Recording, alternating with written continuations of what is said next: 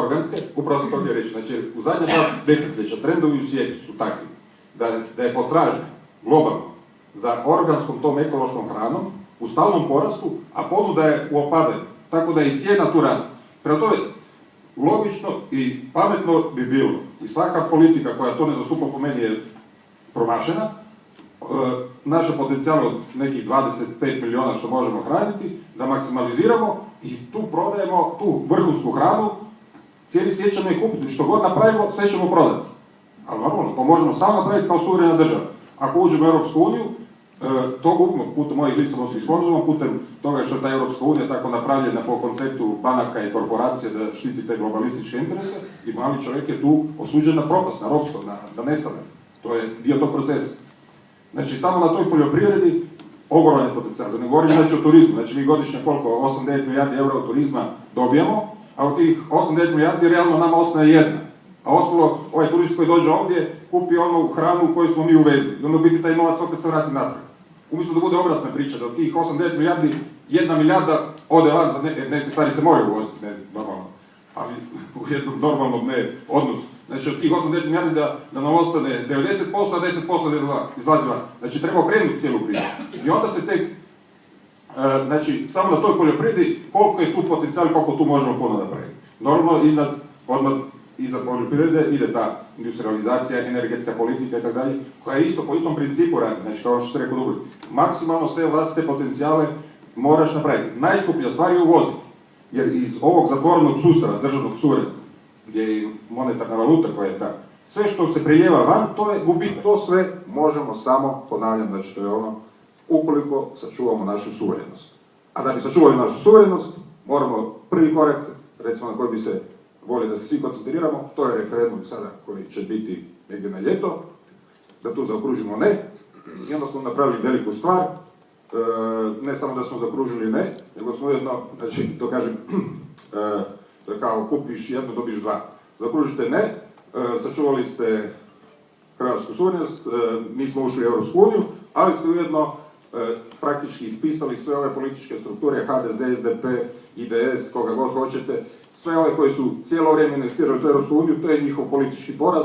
Znači, s jednim zaokruživanjem ne, dvije stvari su napravljene, sačuvana je hrvatska suverenost i poražene su sve ove političke režimske klike koje su nas i dovele ovdje, jer to je njihov politički poraz. I od tada nadalje praktički to je njihova politička smrt. Dakle, to je način na koji mi možemo očuvati tu našu Hrvatsku i u buduće dalje razvijati prema ovako nekim idejama koje sam ovdje, to je samo jedan manji dio ovdje iznio pred nas. Mi kao udruga, naša udruga se zove Volim Hrvatsku, a ne u Europsku uniju je prvi korak da bi Hrvatsku gradili kako ju želimo imati. Mi ju moramo imati da bi ju mogli graditi. Ja bi ovo ne u Europsku uniju rađe preveo u da za Hrvatsku. U tom referendumu i ovome što smo mi danas došli ovdje predložiti i vama ponuditi. Dubrovnik koji je Marko spominjao je imao sve i imao jednu važnu stvar. Imao je ljude koji su pravili Dubrovnikom u interesu Dubrovnika i nisu ga željeli tako ga pokloniti i predati nekome drugom. Jer pretpostavka da bi imali državu i razvijenu i kvalitetnu državu da je uopće imamo. To smo došli pozvati u ovoj priči. Imamo još jednu krasnu stvar. Na svim tribinama imamo i danas. Imamo puno mladih ljudi ovdje. Jer badava priča o budućnosti, o mladosti i o sutra ako njih ovdje nema. Kako je na tribini u Zagrebu jedan čovjek lijepo zaključio da ima jako malo sjedih glava koje su zapravo tipične za tribine po kojima on hoda. Teško je skupiti mlade ljude i motivirati ih oko nečega. Eto, imamo jednu temu oko koje ih možemo motivirati.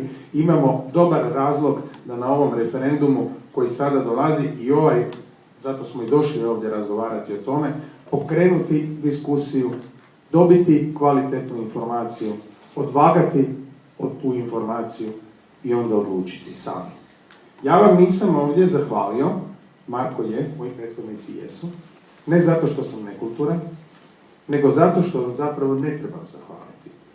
Ja sam došao ovdje radi sebe, svoje budućnosti i naravno budućnosti moje djece i svoje domovine. Mislim da ste to napravili i vi. I ne trebamo se jedni drugima zahvaljivati na tome što radimo nešto što je za sve nas važno. Jednako tako vam neću zahvaliti što ćete izaći na referendum. Ne zahvaljujem vam što ćete skupiti informacije, što ćete zapravo razmisliti o tome što smo danas upravo pokrenuli i o čemu razgovaramo i onome o čemu ćemo sutra odlučiti.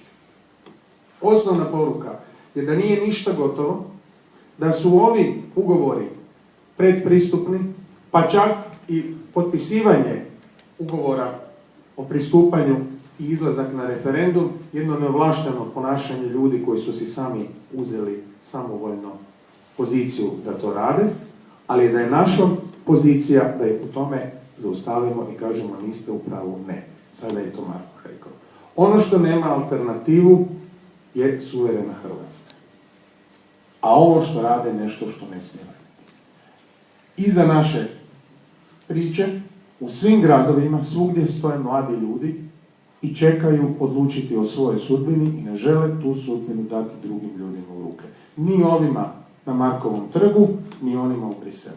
Imaju pravo na to, kao što i mi imamo pravo jednog dana otići u jednu zasluženu normalnu mirovinu, a ne tamo umirati i rikavati u milosti briselskih činovnika. Hvala i ja bih vas pozvao da malo popričamo sada, sigurno ima tema koju